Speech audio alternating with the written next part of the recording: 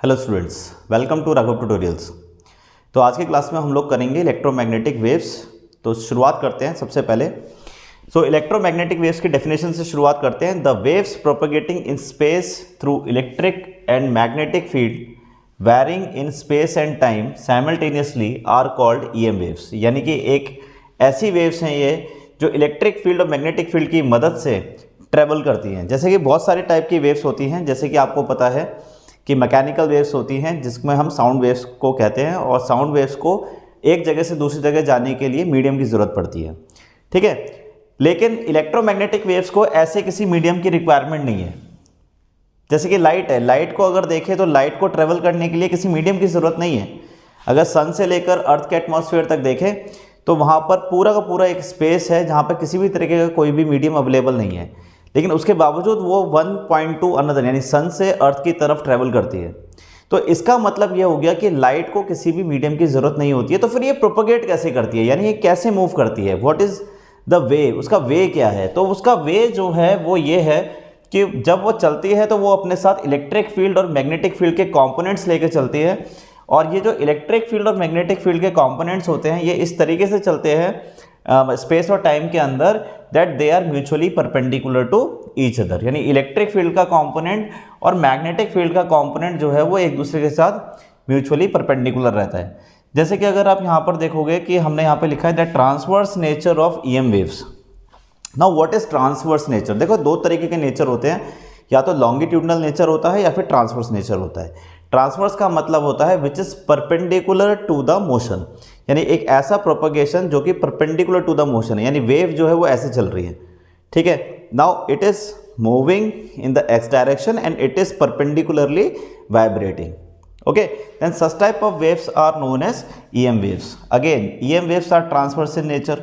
तो आप देखेंगे तो यहाँ पर हमने क्या ड्रॉ किया है कि देखिए रेड लाइन से जो वेव ट्रेवल कर रहा है तो वो है आपका इलेक्ट्रिक फील्ड, जबकि ब्लैक से जो मैंने शो करा है वो है आपका मैग्नेटिक फील्ड। तो ये एक तरीके का एनवलप बना रहा है। आप देखेंगे तो एक तरीके का एनवलप बना दिया। ठीक है, इसको पूरा एनवलप बना दिया जिसके अंदर इलेक्ट्रिक फील्ड के कंपोनेंट्स भी हैं और कुछ मैग्नेटिक फील्ड के कंपोनेंट्स भी हैं। तो ये इलेक्ट्रिक फील्ड और मैग्नेटिक फील्ड के कंपोनेंट्स चलते हैं। अब देखिए अगर मैं इसको शो करके दिखाऊं 3 डायमेंशनली तो ये कुछ ऐसा नज़र आएगा आपको, मतलब कुछ इस तरीके से कह सकते हैं कि इस तरीके से एनवलप। ठीक है, तो दिस इज़ योर अगर हम यहाँ पर शो करके दिखाएं तो कुछ इस तरीके से शो करके दिखा सकते हैं कि ये इस प्लेन में होंगे। तो this is your Y plane. ठीक है, ये हो जाएगा एक्स वाई प्लेन, और यहाँ पर आपका इलेक्ट्रिक फील्ड होगा। ठीक है, और ये हमारे पास हो जाएगा that is X Z plane, और इस एक्स जेड प्लेन में अगर आप देखेंगे तो यहाँ पर मैग्नेटिक फील्ड होगा। ठीक है, तो कुछ इस तरीके से चलेगा। अब नेक्स्ट स्टेप में क्या होगा, नेक्स्ट वाले में ये कुछ इस तरीके से हो जाएगा, फिर ये इस तरीके से हो जाएगा, फिर ये इस तरीके से हो जाएगा। तो वेव जो है देखा जाए तो कुछ ऐसे चल रही है कि एक बार ऐसे, फिर एक बार ऐसे, फिर एक बार ऐसे, फिर एक बार ऐसे, फिर एक बार ऐसे, फिर एक बार ऐसे। तो इस तरीके से वेव जो है वो एक फॉरवर्ड डायरेक्शन में मूव कर रही है। तो कहने का मतलब ये है कि लाइट का नेचर भी कुछ ऐसा ही है, क्योंकि light is also a electromagnetic wave. और अगर हम देखें तो एक बार मैग्नेटिक फील्ड और इलेक्ट्रिक फील्ड के जो कंपोनेंट्स हैं वो हमेशा एक दूसरे के साथ परपेंडिकुलर रहेंगे। ठीक है, तो मेरे हिसाब से ये समझ में आ रहा होगा कि व्हाट इज ट्रांसवर्स नेचर। तो अगर कभी भी आपसे transverse nature of EM wave पूछता है तो जस्ट राइट डाउन कि electric field is perpendicular to magnetic field is perpendicular to its velocity। ठीक है, let's say its velocity is in this direction। तो velocity तो देखा जाए अगर लाइट है तो it will move with the speed of light which is v is equals to c। ठीक है, तो v की वैल्यू c के बराबर हो जाएगी। डायग्राम बना सकते हैं, डायग्राम बनाएंगे तो थोड़ा सा एडवांटेज तो मिलता ही है।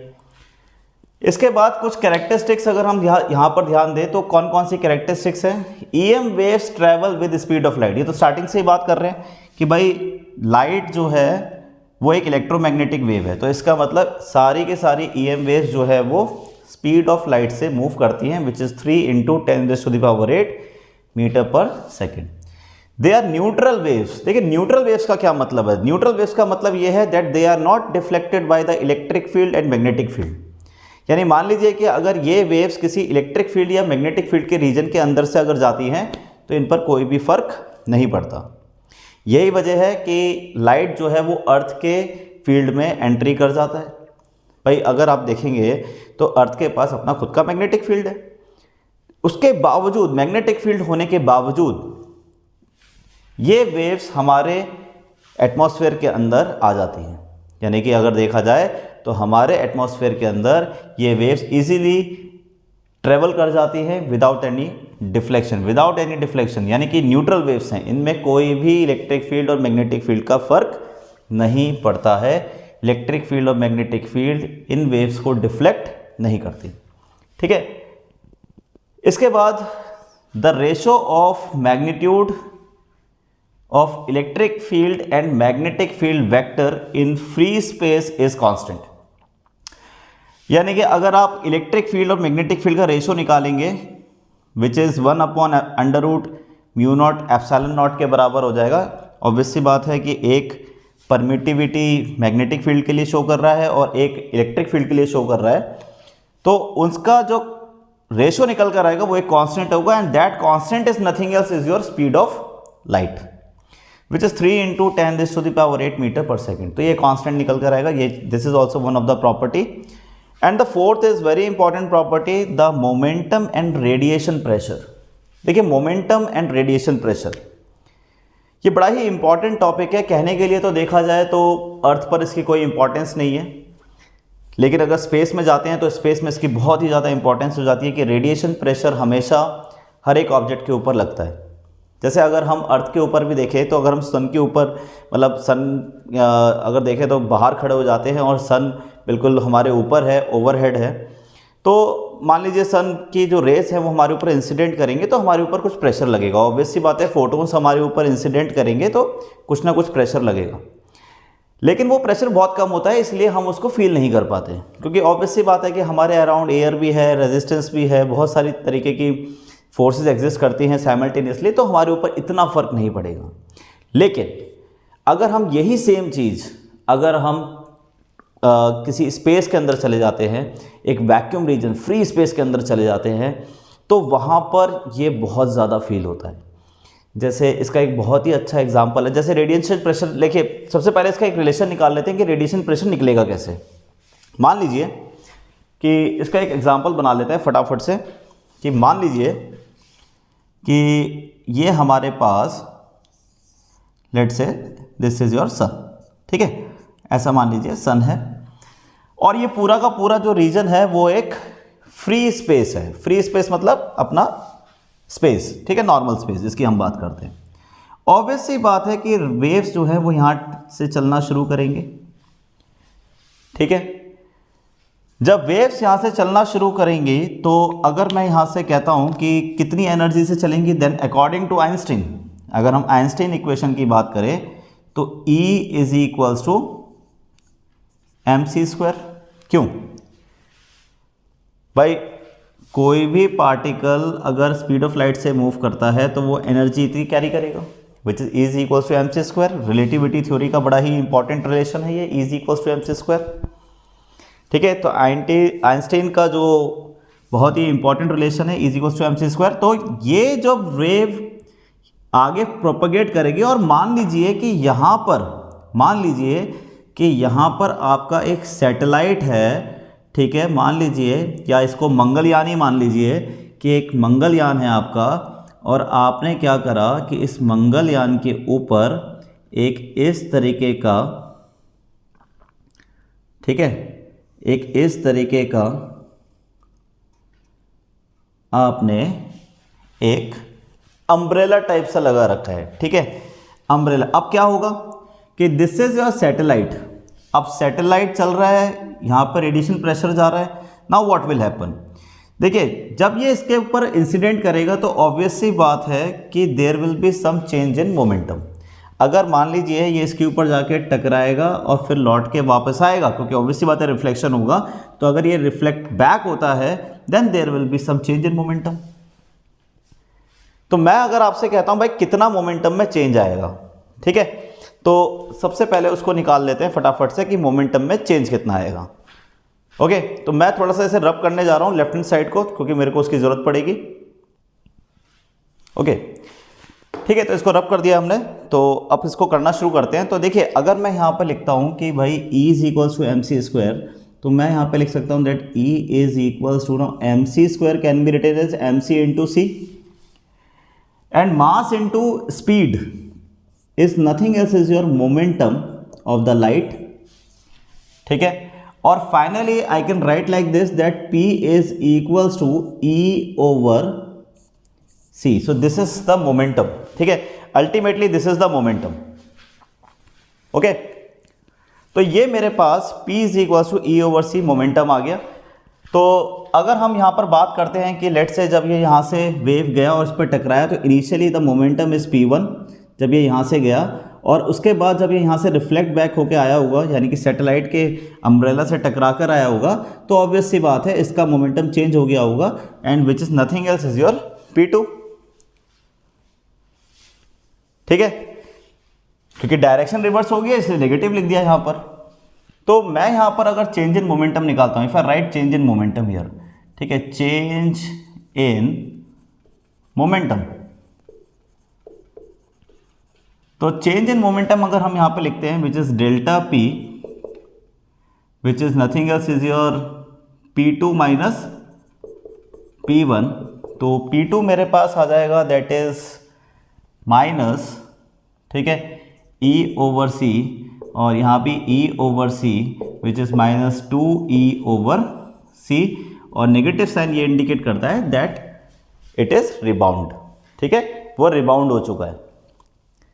तो वेव जो है टकराने के बाद रिबाउंड हो गया। अगर मान लीजिए सर अगर यहाँ पर हम एक ब्लैक बॉडी लगा दें, मान लीजिए इस अम्ब्रेला के ऊपर ब्लैक रेडिएशंस लगा दे, तो फिर क्या होगा, तो सारी की सारी रेज एब्जॉर्ब हो जाएंगी, कुछ भी रिफ्लेक्ट नहीं होगा। जब रिफ्लेक्ट नहीं होगा तो P2 की वैल्यू कितनी हो जाएगी, 0 हो जाएगी। तो सिंपली आप क्या करेंगे, that delta P is equals to minus P1, ठीक है, तो मोमेंटम इतना चेंज हो जाएगा। बट अभी हम ऐसा मान के चल रहे हैं that it's a case of reflection, ठीक है, ऐसा हम मान के चल रहे हैं that it's a case of reflection. ये लिख लेना कि it's a case of reflection, कि टकराएगा। ओके, अब इसके बाद मोमेंटम में चेंज आ गया। Now according to second law of motion, second law of motion फिर से आ गया। तो सेकेंड लॉ ऑफ मोशन क्या कहता है, सेकेंड लॉ ऑफ मोशन कहता है that F is equals to delta P over delta T। Values को पुट करेंगे तो ये हो जाएगा हमारे पास, नेगेटिव साइन हटा देते हैं, सिर्फ मॉड्यूलस ले लेते हैं, क्योंकि नेगेटिव साइन सिर्फ डायरेक्शन को इंडिकेट करता है। तो इसलिए आई can right 2E over C over delta T। So this much force is exerted, ठीक है, so this much force is exerted on the wall of the satellite, ठीक है, सैटेलाइट की वॉल पर इतना फोर्स लगेगा। तो प्रेशर कितना लगेगा, ठीक है, तो प्रेशर कितना लगेगा, देखो प्रेशर निकाल लेते हैं फटाफट से, काम बन गया वो हमारा। Pressure is equals to force upon area, ठीक है, तो pressure is equals to force upon area. So pressure exerted by radiation, ठीक है, तो प्रेशर हो जाएगा हमारे पास दैट इज प्रेशर, या और you can write radiation pressure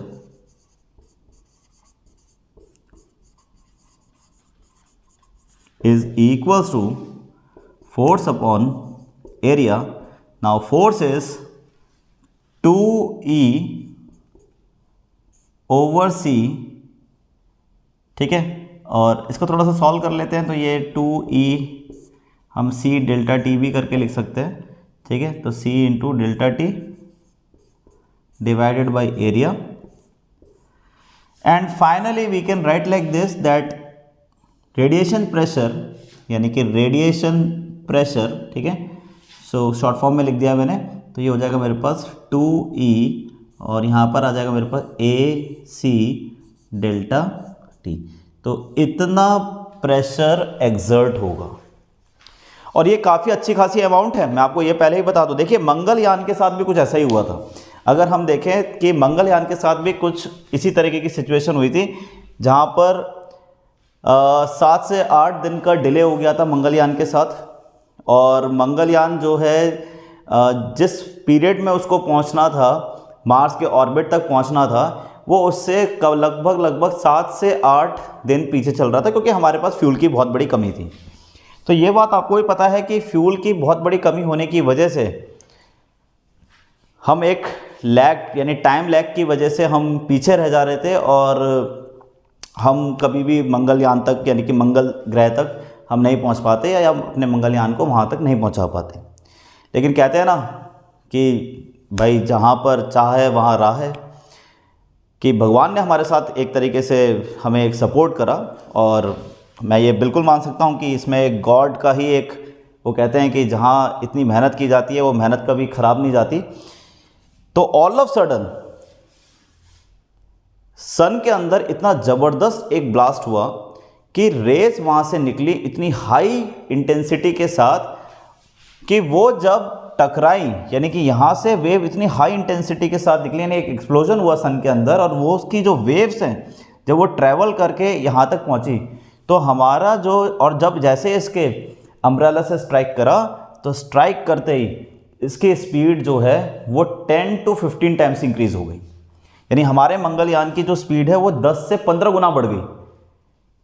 तो हमने फ्यूल भी यूज़ नहीं करा और रेडिएशन प्रेशर का यूज़ करके और हमने अपनी स्पीड को 10 से 15 गुना बढ़ा दिया। और जो टाइम लैग था, जिस टाइम पे हमें पहुंचना था और हम 7 से 8 दिन पीछे चल रहे थे, अब हम 2 दिन पहले पहुंचने वाले थे। तो आप समझ सकते हैं कि ये एक कितना इम्पॉर्टेंट कॉन्सेप्ट है। और देखिए साइंटिस्ट ने इन सारी बातों को ध्यान में रखा और ये देखिए आपके 12th क्लास की बुक के अंदर है। तो आप समझ सकते हैं कि इसकी कितनी ज़बरदस्त इंपॉर्टेंस बनाई गई है। तो प्रैक्टिकल इंपॉर्टेंस है, ठीक है। हम अपने अगर हम यहाँ देखें कि भाई अर्थ सरफेस पर देखें तो उसका इतना इंपॉर्टेंस नहीं है, लेकिन स्पेस के अंदर हम इसको नेग्लेक्ट नहीं कर सकते। रेडिएशन प्रेशर बहुत ज़्यादा होता है, ठीक है। तो I hope this is all clear to all of you. अगर आपको इसमें कोई भी दिक्कत होती है, कोई भी डाउट होता है, तो आप कमेंट सेक्शन में लिखकर पूछ सकते हैं, ठीक है। तब तक के लिए थैंक यू सो मच।